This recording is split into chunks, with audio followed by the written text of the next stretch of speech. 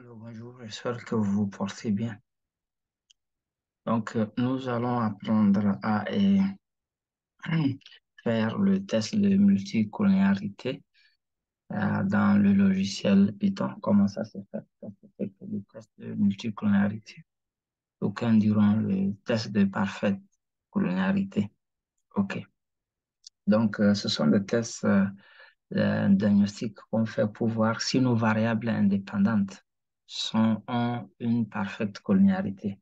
Parce que nous voulons avoir à la fin, lorsque nous exécutons un modèle, pouvoir compter sur la prédiction du modèle que nous sommes en train de réaliser. Donc, quand il y a une parfaite collinéarité ou bien multicollinéarité entre les variables indépendantes, nos résultats seront biaisés, par exemple. Donc, c'est la raison pour laquelle on fait d'abord le test pour voir s'il y a un problème. Alors, s'il n'y a pas de problème, donc on peut d'une manière ou d'une autre considérer ces variables-là pour notre modèle. Donc, je rappelle que le test de multicollinéarité se fait avec les variables indépendantes seulement. OK? On recherche la multicollinéarité entre les variables indépendantes. OK? On ne va pas dire que c'est un problème entre les variables indépendantes, mais on veut voir est-ce que ces variables sont forcément corrélées. Il y a une forte relation. Voilà. Donc, c'est ce que nous recherchons.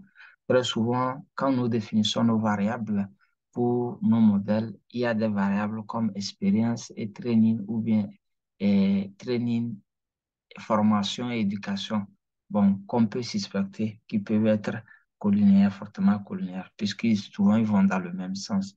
Donc, c'est ça.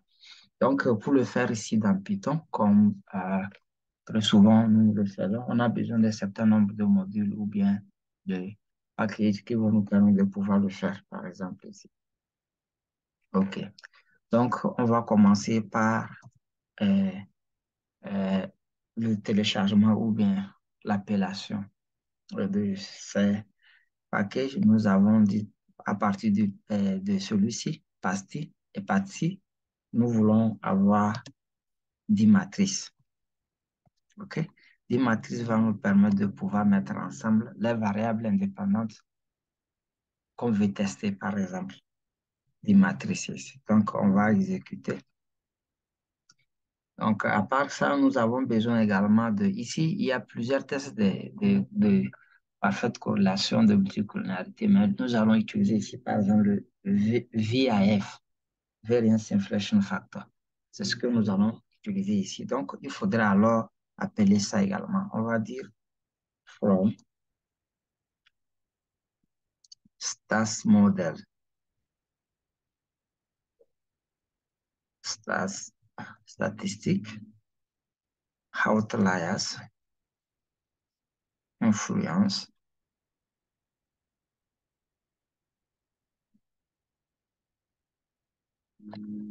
outliers, influence.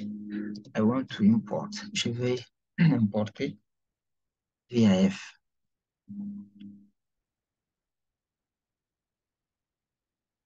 OK. Ça doit normalement venir. Variance. OK. Inflations. Factor.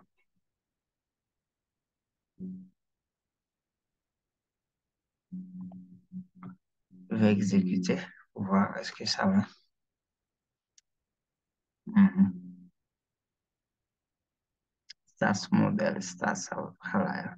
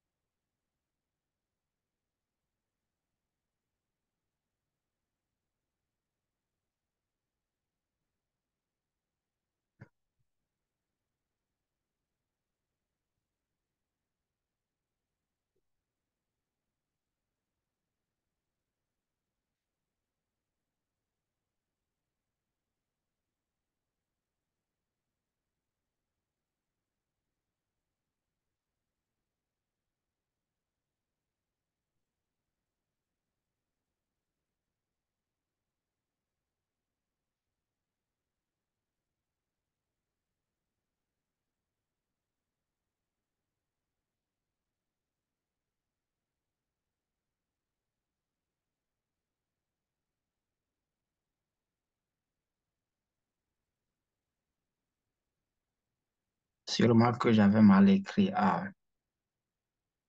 le nom du module. Donc, ici, par exemple, on a toutes ces histoires-là, on exécute. Donc, étant donné que c'est VAF que nous voulons utiliser pour notre test de multicolonialité, c'est pourquoi il fallait également l'importer. Je l'ai importé aussi.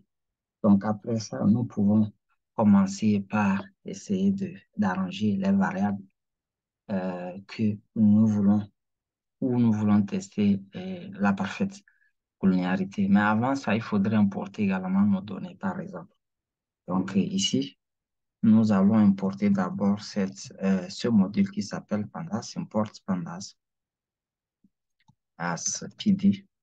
Donc, quand nous finissons, après avoir importé ça, celui-ci va nous permettre de pouvoir importer nos données. Donc, on va dire par exemple ici, données PD, ah, read CSV. OK.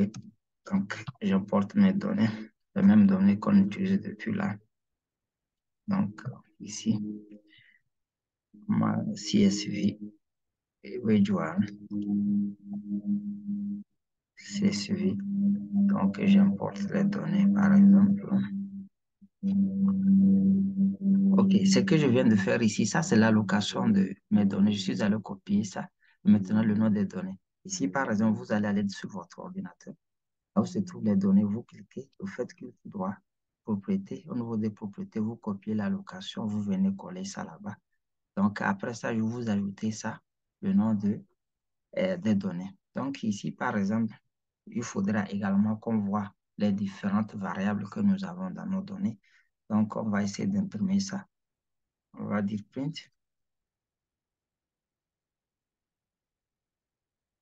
Donc, à partir de là, non. Maintenant, print, qu'est-ce que nous voulons imprimer? On veut imprimer nos données, mais on ne veut pas que tout arrive ici. Bon, nous pouvons aussi imprimer tout. Il n'y a pas de souci. Au cas où nous voulons tout imprimer, donc on met juste le nom des données. Nous avons ça.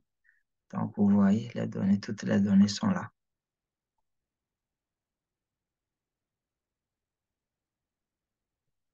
OK, on les a. Si nous voulons, par exemple, imprimer seulement les 5 premières lignes de nos données, nous allons dire print données et nous allons utiliser la head en tête. Donc, on n'aura seulement que les 5 premières lignes de nos données, par exemple. Donc, je peux exécuter, vous allez voir ce qui va se passer. Voilà, donc c'est les 5 premières lignes des données. Yeah. Non, print, données, j'ai mal écrit ça.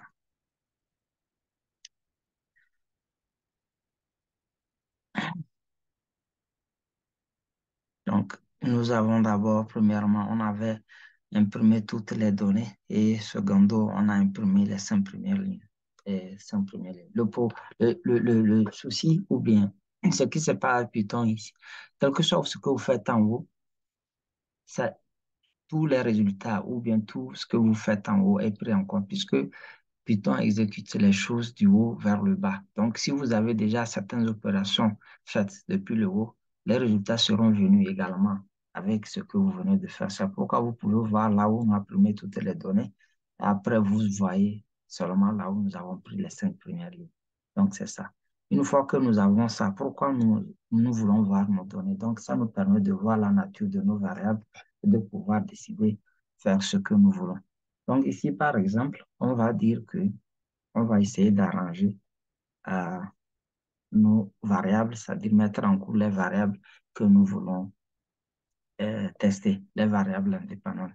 Donc ici, par exemple, OK, on va dire les variables, arrangement, arrangement des variables.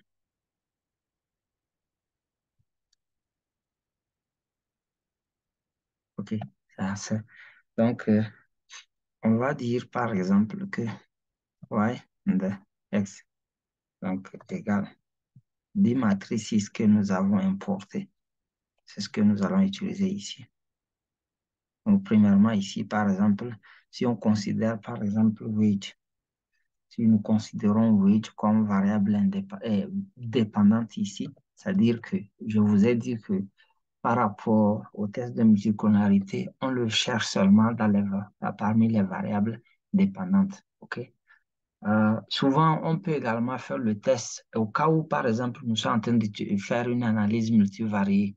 Dans ce cas aussi, on peut chercher la corrélation entre les variables dépendantes aussi. Parmi les variables dépendantes, pour voir si elles sont forcément liées.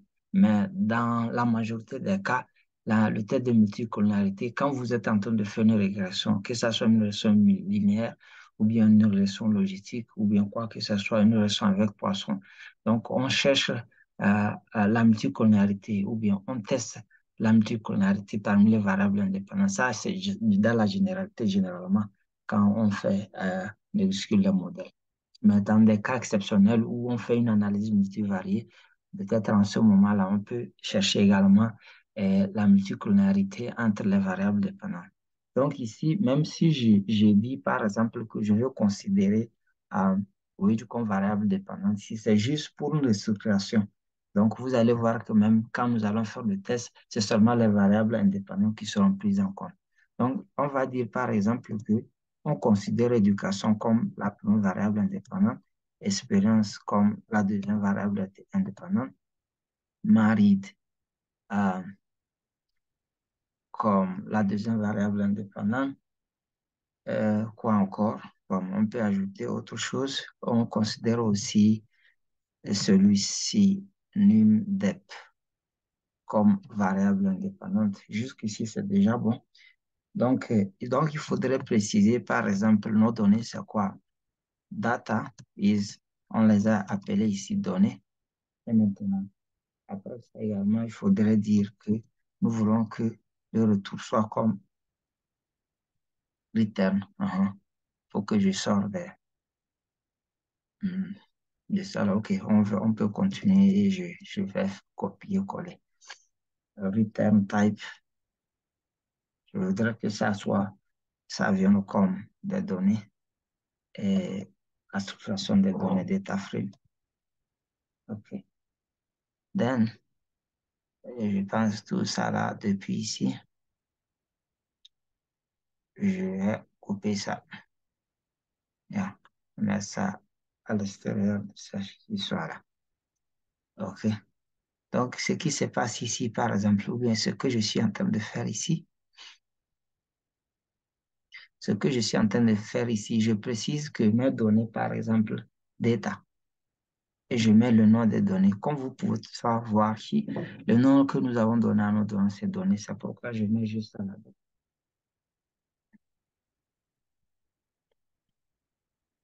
Donc ici, je voudrais que la forme soit data frame. Donc c'est pourquoi j'ai mis ça là-bas. Donc ça doit être parmi par exemple.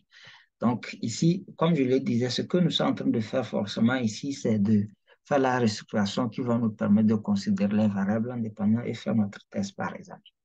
OK, jusqu'ici, on va exécuter pour voir si nous n'avons pas un problème. Il n'y a pas d'erreur. Donc, quand vous avez process finish exit code 0, cela vous dit que jusqu'ici, tout marche bien. Donc, on va aller à la ligne, on va dire VAF, par exemple. Puisque c'est VAF que nous voulons faire, on va dire VAF, bon, data frame. Juste un nom que je donne à ça. Vous pouvez mettre ce que vous voulez. Et maintenant, comme je voudrais que ça soit au format de data frame, je vais toujours utiliser Pandas ici. Et je vais utiliser data frame. Donc ici, j'ouvre ça. Jusqu'ici, on va exécuter pour voir si tout marche bien. OK. Donc, ici, par exemple, on va dire que la première colonne, bon, là, maintenant, nous voulons que les résultats viennent via F data frame. Nous voulons que la première colonne soit nommée variable. Donc, dans ce cas, nous allons dire nos variables indépendantes ici, que toutes les colonnes soient en une même place et soient nommées variables colonnes. OK? Donc, ici aussi, quand les résultats vont venir, nous voulons par exemple là où se trouvent les coefficients des, le coefficient des différentes variables, nous voulons également que ça soit nommé via f, par exemple. Donc, on va faire ça également. On ouvre le crochet. C'est en ce moment maintenant que nous allons faire venir notre commande variance. On va l'écrire ici avec variance inflation que nous avons importé. Factor. Donc, à partir d'ici maintenant, on va dire quelles sont les valeurs. Il y a de x, ou bien qui sont nos variables indépendantes ici, qui nous intéressent, x values. Et donc, on continue en disant, par exemple, que ici, on est en train de faire en même temps le test et nous sommes en train de également structurer la manière dont on veut que les résultats arrivent.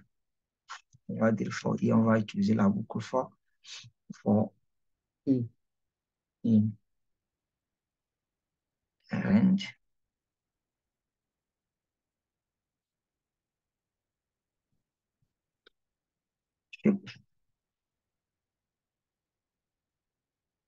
OK.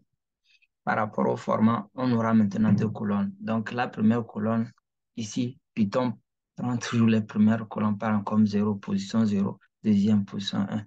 Donc, ce que nous sommes en train de faire ici, on voudra non seulement en train de faire le test, quand les résultats du test vont venir, que ça soit aligné dans la seconde colonne. C'est pourquoi nous allons utiliser 1 ici, donc qui est ici la signification de la deuxième colonne, par exemple. Donc, j'espère que nous avons fini. Et maintenant, et on va exécuter, voir si jusqu'ici, il n'y a pas erreur quelque part. Si ça marche maintenant, on peut, voilà, tout marche bien. Post finish, exit code 0. Donc, on peut imprimer, comme je le disais, quelque chose que nous faisons ici, on a besoin d'imprimer nos résultats avant de les voir. Donc, on peut imprimer maintenant notre VAF, résultat de VAF, par exemple. Donc, print F. Donc, en imprimant, on va voir ce qui va venir et vous allez, on va, voilà. Donc, nous avons les résultats. Et comme je le disais, vous voyez, l'éducation, expérience, married, c'est ça seulement les quatre variables indépendantes là qui ont été prises à considérer ici, puisque UAF ou bien le test de multicolonarité fait avec les variables indépendantes seulement. Et maintenant, voilà les coefficients de je voudrais dire. Donc, la règle ici est que lorsque le VAF pour une variable est supérieur à 10, donc on va dire qu'on suspecte la présence d'une parfaite collinéarité avec une autre. Mais quand c'est inférieur à 10, la valeur inférieure à 10, alors il n'y a pas de problème. Donc, ce qui se passe ici, par exemple, vous pouvez voir que pour toutes les variables, éducation, tout ça, toutes ces variables-là, c'est inférieur à 10. Donc, nous n'avons pas de problème de multicollinéarité. Ce que vous voyez en haut, c'est juste la constante, l'intercept. Donc, ça ne nous concerne. On n'a pas besoin de ça parce que bon, ça ne fait pas partie des variables indépendantes. Bon, au cas où ici, par exemple, quand les résultats, et si par exemple c'était supérieur à 10, c'est en ce moment-là qu'on va dire que, OK, on a retrouvé une variable où on suspecte une parfaite collinéarité. Donc, on peut toutefois l'éliminer. Très souvent, quand vous avez parfaite collinéarité ou multicollinéarité, ce qui se fait très souvent, c'est d'éliminer la variable en question. Vous voyez, non? Donc, c'est ça. On vient de le faire comme ça avec Python et qui nous arrange les choses vraiment comme ça. Donc, s'il vous plaît, si vous ne vous êtes pas encore abonné, abonnez-vous. Abonnez-vous. Nous avons beaucoup de choses à apprendre ensemble. Et abonnez-vous, on va apprendre des choses ensemble. Et, si vous voulez apprendre l'analyse statistique ou bien la programmation avec le logiciel Python, ou bien c'est R, ou bien c'est Stata, tout ce que vous voulez, vous pouvez toutefois aussi nous contacter. Merci beaucoup.